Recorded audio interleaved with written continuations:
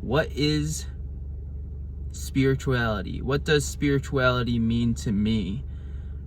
Well, I think it has to do with the mysticism of our consciousness, the ability to have the perception to take in this objective external reality, to perceive it, internalize it, and make sense of it in our mind, in our consciousness.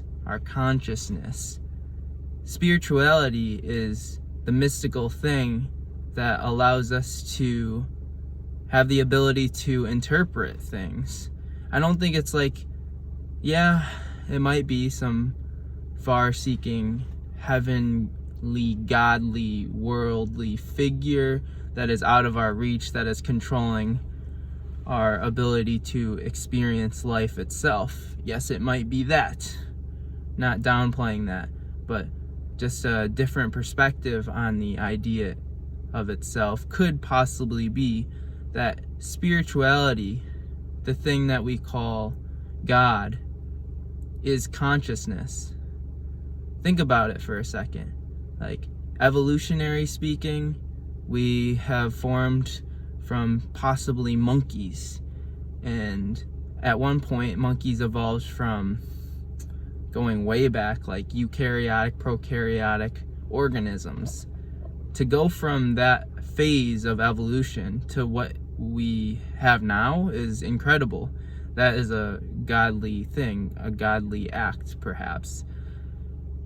Going now from monkeys to the next level, which is us, humanity, the ability of thought, the ability to express emotions, to question, to ponder about the idea of God in general is godly. And the only way we can do that is if we are all conscious beings. That's the thing inside all of us. That is the truth.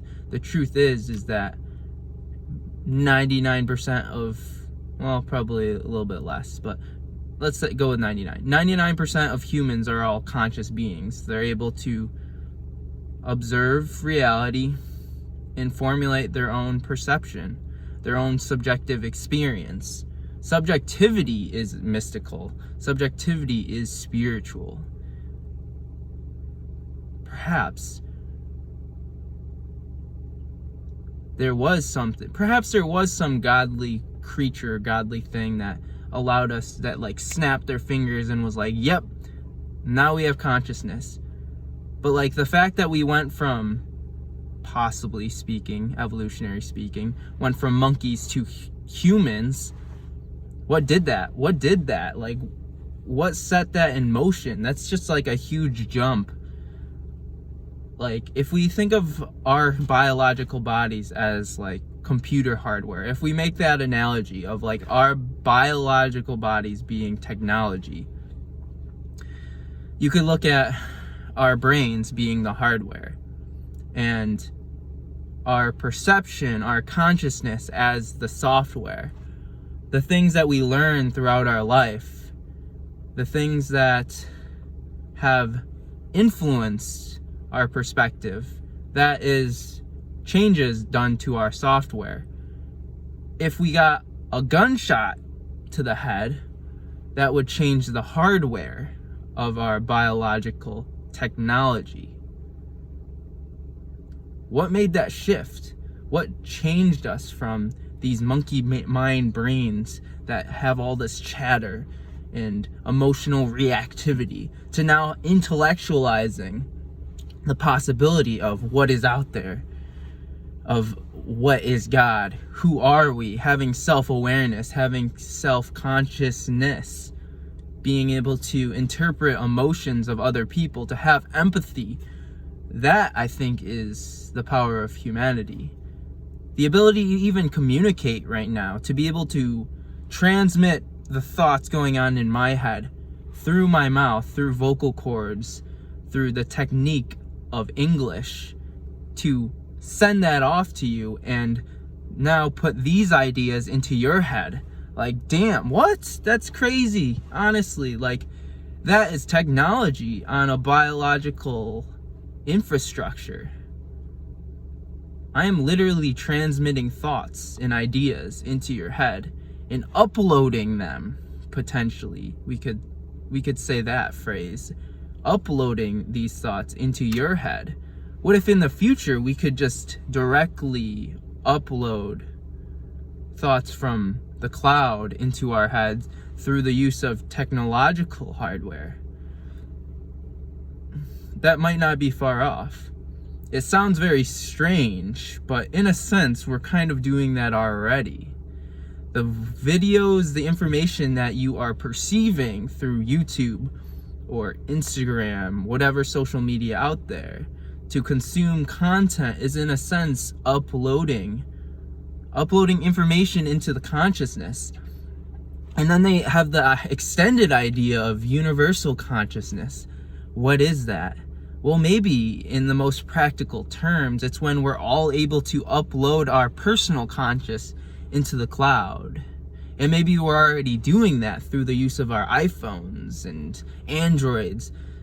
We are syncing all of this information into a universally accessible database known as the internet. And now what if we were able to link our brains, our thoughts, our perceptions to a technological device, to then having everyone have access? That's a scary thought too. Everyone having access of everyone's thoughts at all times, at every time, throughout the rest of our perceived future in humanity.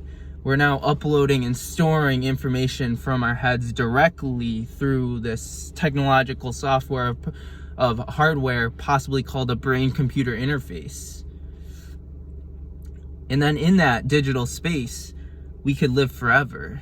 Well, at least until the hardware breaks down.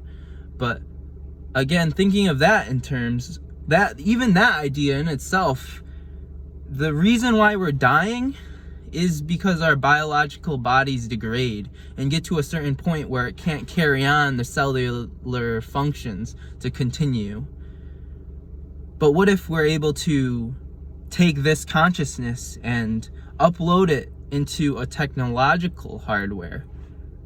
Then our perceptions, our consciousness is in this cloud, this data infrastructure that we could potentially perceive to experience virtual reality for the rest of, until that hardware is destroyed, just like our biological bodies would be.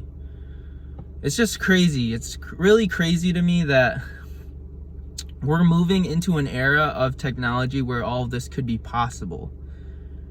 And it's just, philosophically speaking, giving us greater insight into what possibly spirituality is, what higher consciousness is, being able to maybe in my lifetime experience a form of higher consciousness, to experience universal consciousness on this very spiritual level.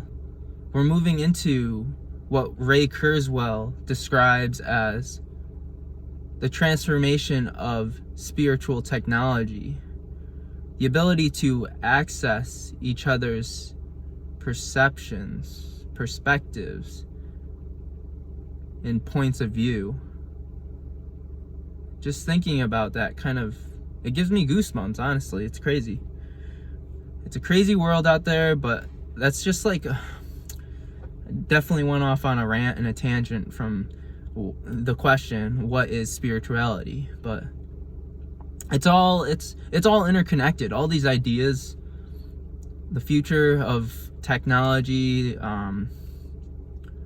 who am I even, to my self-concept, to consciousness itself, to our human biology and what makes us human. They're deep topics, but they all have crossover, and it just makes us consider the idea of there is no separation of different ideas. There is this ability to see it from a higher perspective, from big picture thinking, to see all of this playing out and being like, wow, these ideas do interconnect, and Maybe all of these things are moving towards a very purposeful direction that could evolve humanity. Yeah. Whatever. Signing off. That's my rant for the day. Peace.